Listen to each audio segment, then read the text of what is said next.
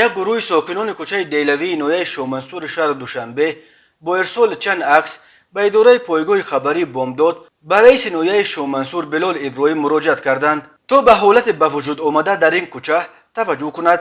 به گفته ساکنان روی کوچه دیلوی را بعد تعمیر خط برق در یک حالت خراب پرت افته رفتند. این خرابی ها به خصوص در اطراف مغازه نوریدین بیشتر به مشاهده می رسد. ساکنان می گویند درباره حالت بد راههای کوچهشان به مقامات مختلف مراجعت کردند ولی مسئولان مسئولیت را به گردن یکدیگر پرتافته مراجعت ساکنان را به قول معروف فوتبال کرده ایستادند. ساکنان امیدوارند که رئیس نویه شومنصور بلال ابراهیم شخصا به این مسئله توجه کرده لجام مقامات بی مسئولیت را که بعد تعمیر خط برق راههای خراب کردهشان را برقرار نکردند خواهد کشید و جهت درست کردن روی کوچه دیلوی تدبیر خواهند اندیشید.